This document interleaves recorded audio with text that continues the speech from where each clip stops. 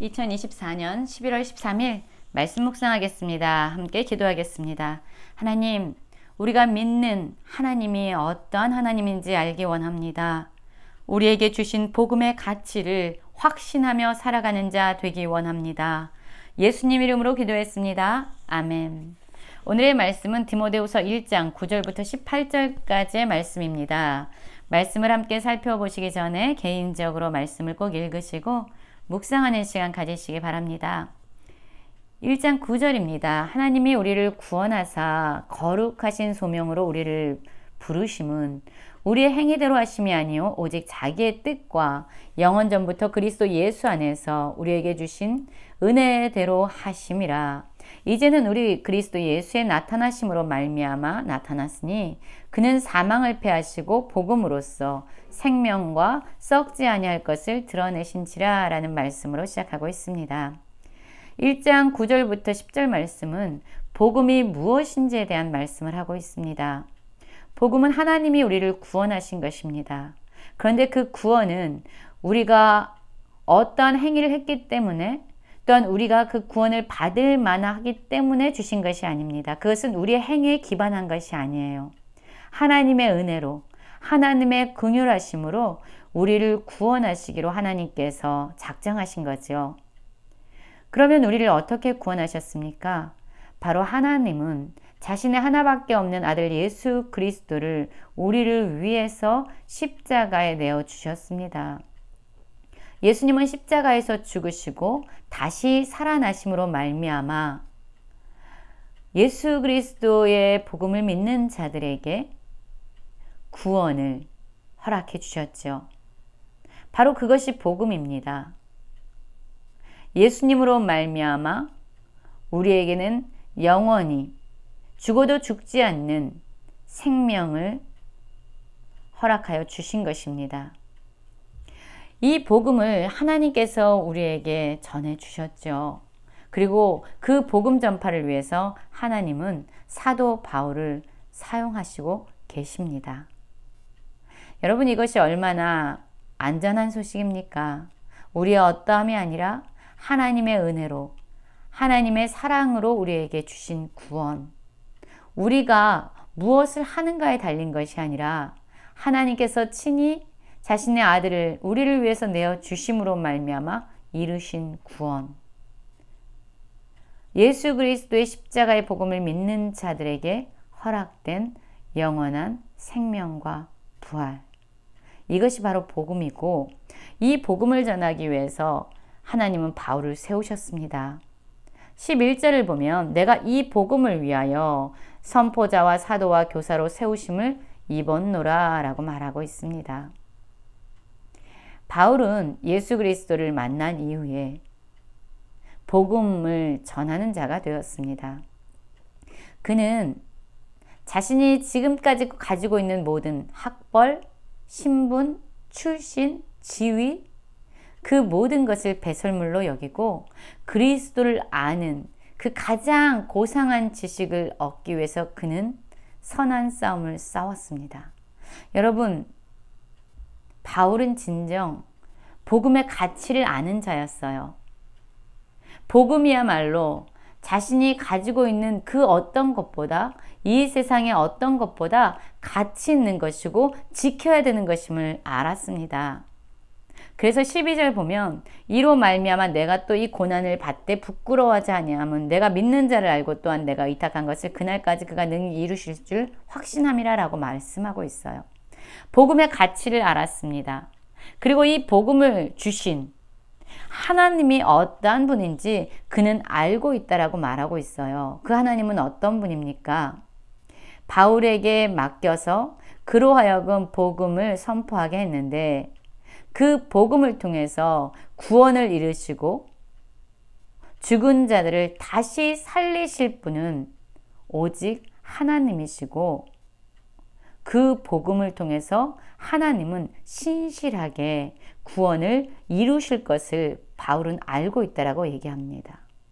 하나님이 누구인지 알고 그분의 신실하심과 그분의 전능하심을 알기 때문에 바울은 이 복음을 전하는 것 전혀 부끄럽지 않다.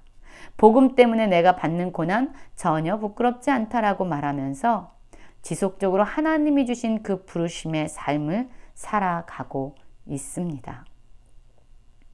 여러분, 우리에게 가장 가치 있는 것은 무엇입니까? 우리가 가장 지키고 싶은 것은 무엇입니까? 그것을 지키기 위해서 우리는 어떤 대가도 지불할 수 있다면 우리가 지키고자 하는 것은 무엇입니까? 부모님들은요, 자식을 위해서면 어떠한 희생도 어떠한 수고도 아까워하지 않습니다. 어떠한 것도 대가를 기꺼이 지불하려고 합니다. 자식을 위해서 고난받고 자식을 위해서 수치를 당한다 해도 그것을 개의치 않는 분들이 많습니다. 왜냐하면 부모님들에게 자식은 이 세상의 어떠한 것보다 가치 있기 때문이죠. 그래서 그 자녀를 지키기 위해서 어떠한 고난을 받을지라도 부끄러워하지 않습니다. 그렇습니다. 우리는요, 우리에게 가장 가치 있는 것을 지키기 위해서 어떠한 것도 대가를 지불하죠. 바울은 이 복음의 가치를 알았던 겁니다. 복음을 확신했던 거예요. 이 세상의 어떤 것보다 하나님께서 주시는 영생의 소중함을 알았던 겁니다. 그래서 그는 복음으로 말미암아 받는 이 고난을 부끄러워하지 않았던 거예요. 그리고 이것을 더 확실하게 붙잡을 수 있었던 것은 이 복음을 주신 하나님. 그 하나님이 어떤 하나님인지 알았기 때문에 그는 복음을 위해서 기꺼이 모든 것을 내려놓을 준비가 되어 있었던 겁니다. 바울은 디모데에게 얘기하죠. 너는 그리스도 예수 안에 있는 믿음과 사랑으로서 내게 들은 바 바른 말을 본받아 지키고 우리 안에 거하시는 성령으로 말미암아 내게 부탁한 아름다운 것을 지키라 라고 말합니다. 바울이 바로 이 복음을 지키기 위해서, 복음을 선포하기 위해서 믿음의 선한 싸움을 싸웠고 자신의 삶을 디모데에게 이야기하면서 내가 이렇게 보여준 이 삶을 너 역시 지켜라. 너의 힘으로 할 수 없으나 너희 안에 거하시는 성령의 능력으로 말미암아 이것을 지킬 수 있다라고 말하고 있습니다. 여러분, 그러나 우리는 어떻습니까? 예수 그리스도를 믿은 이후에 우리는 고난 받는 것 별로 생각하지 않습니다. 예수님을 믿는 이유가 고난을 받기 위해서가 아니라 성공하기 위해서, 영광을 받기 위해서 예수님을 믿는 사람도 많죠. 그러나 복음을 붙잡기 위해서 반드시 고난이 뒤따른다는 것을 우리는 기억해야 합니다. 이 고난이 함께하는 복음, 이 복음을 깨닫고 복음의 삶을 살아갈 때 두 종류의 사람이 나타납니다.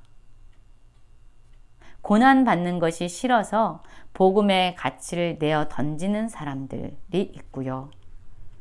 어떠한 상황에서도 복음의 가치를 알고 그것을 끝까지 붙잡는 사람이 있습니다.